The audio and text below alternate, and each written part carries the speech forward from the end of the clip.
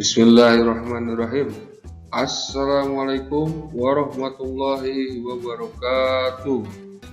Pada materi ini kita masih belajar tema 7, tema kepemimpinan, subtema 3, ayo memimpin, pembelajaran 6 untuk kelas 6. Tujuan pembelajarannya pada pertemuan ini adalah sebagai berikut. Yang pertama, melalui kegiatan refleksi, siswa mampu menuliskan penilaiannya atas isi pidatonya dengan benar. Yang kedua, melalui kegiatan penugasan, siswa mempresentasikan karya patung yang telah dibuatnya kepada teman-teman sekelas secara virtual atau melalui video. Kita sudah belajar mengenal nilai-nilai yang terkandung dalam sila Pancasila. Kita juga sudah mengetahui penerapannya dalam kehidupan sehari-hari. Sekarang saatnya kita menilai diri sendiri. Kita beri tanda checklist pada ikon emotion gembira jika sudah melakukan. Kita beri tanda checklist pada emotion sedih jika belum melakukan. Ingat, mengisi ini harus jujur supaya kita bisa mengetahui diri kita sendiri apakah sudah menerapkan nilai-nilai Pancasila atau belum. Apakah aku sudah mengembangkan diri agar menjadi pemimpin yang baik? Apakah aku mengikuti kegiatan gotong royong di sekolah? Apakah aku telah menghargai hasil karya orang lain yang bermanfaat? Apakah aku belajar dengan tekun?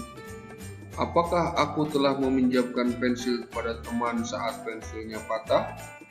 Apakah aku menjenguk teman yang sakit? Apakah aku ikut menjenguk tetangga yang sakit? Apakah aku menggunakan sarana umum dengan bijaksana? Apakah aku mematuhi aturan membuang sampah di lingkungan rumah? Apakah aku memarkir sepeda dengan tertib? Pada pembelajaran sebelumnya, kalian sudah menyampaikan pidato secara lisan. Setelah berpidato, pasti kita mendapatkan pengalaman. Nah, pengalaman tersebut bisa kita tuliskan. Kali ini kita belajar akan menuliskan pengalaman berpidato. Hal-hal yang perlu dituliskan antara lain isi pidato, reaksi pendengar, waktu berpidato, sikap saat pidato, dan rencana perbaikan saat berpidato. Nah, kita bisa menuliskan pengalaman pidato tersebut seperti contoh berikut. Pengalaman saat berpidato. Sebelum berpidato, saya membuat rancangan pidato. Rancangan pidato tersebut memuat bagian-bagian teks pidato, antara lain salam pembuka, pendahuluan, inti, penutup, dan salam penutup. Setelah membuat rancangan pidato, saya mengembangkan hal-hal pokok pidato tersebut. Isi pidato yang akan saya sampaikan membicarakan tentang gotong royong. Saat saya berpidato, reaksi pendengar sudah baik. Namun ada beberapa teman yang kurang memperhatikan.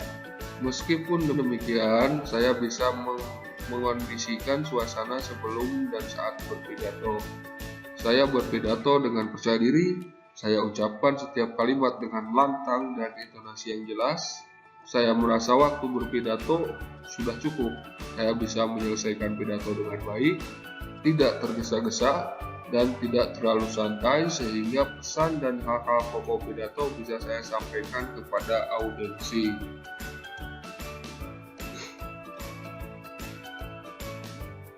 Saat berpidato, saya mampu bersikap tenang dan percaya diri, namun saya terlalu fokus pada teks sehingga kurang memperhatikan pendengar.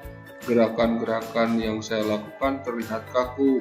Hal ini karena sikap saya saat berpidato seperti membaca mutlak sehingga kurang berinteraksi dengan audiensi.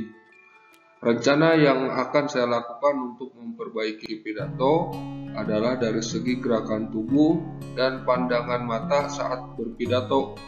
Kedepannya, saya berharap bisa lebih memahami materi dan tidak terpaku pada teks.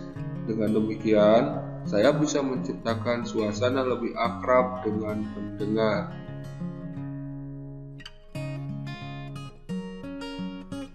Pada pembelajaran sebelumnya, kalian sudah diberi tugas harus membuat patung dari bahan lunak.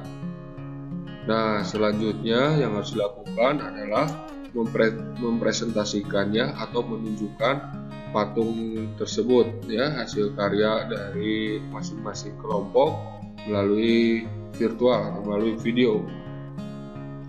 Kalian dalam mempresentasikannya bisa dengan menjelaskan kepada publik tentang patung yang kita buat. Misalnya, kita jelaskan bahan dan alat yang digunakan untuk membuat patung, dan juga bisa menjelaskan cara pembuatan patung tersebut. Nah, karena berkelompok, nanti mempresentasikannya secara berkelompok pula. Ada contoh seperti berikut waktu mempresentasikan hasil karyanya. Contoh berikut pasti akan berbeda dengan cara mempresentasikan hasil karya kalian karena kalian membuat patungnya secara kelompok. Ini secara pribadi contohnya, tapi tidak apa-apa, tinggal mengganti saja nanti perbedaannya ya antara kelompok dan pribadi. Ini contoh yang pribadi. Hai teman-teman, saya akan menunjukkan karya patung yang telah saya buat. Bentuk patung saya buat adalah patung manusia. Bahan yang saya gunakan yaitu bubur kertas. Sementara itu, alat yang saya pakai adalah kawat kasa, gunting, baskom, serta tongkat kayu sebagai penumbuk. Saya membuat patung dengan teknik membentuk. Berikut ini langkah-langkah membuat patung yang saya lakukan. 1. Menyiapkan alat dan bahan. 2. Membuat sketsa atau model atau desain patung pada kertas. 3. Membuat kerangka patung menggunakan kawat kasa. 4. Memotong kertas koran menjadi kecil-kecil. 5. Merendam dan menumbuk potongan kertas koran ke dalam ember atau baskom hingga lembek dan halus. 6. Mengeringkan bubur koran yang menempel pada kawat. 7. Yang terakhir, mewarnai patung. Alasan saya membuat patung ini karena terinspirasi oleh tokoh pemimpin serta pahlawan di daerah saya, yaitu I Gusti Ngurah Rai. Oleh sebab itu, saya membuat patung bentuk manusia bertema pemimpin.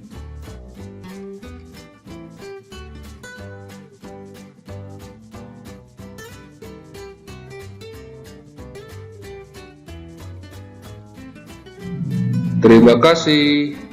Tetap semangat, laksanakan semua tugas. Alhamdulillah, pembelajaran tema 7 subtema 3 sudah selesai. Pertemuan selanjutnya akan dilaksanakan penilaian harian aspek pengetahuan seperti biasa lewat Google Form. Jadi seperti biasa penilaian hariannya tetap online. Akhirul kalam, assalamualaikum warahmatullahi wabarakatuh.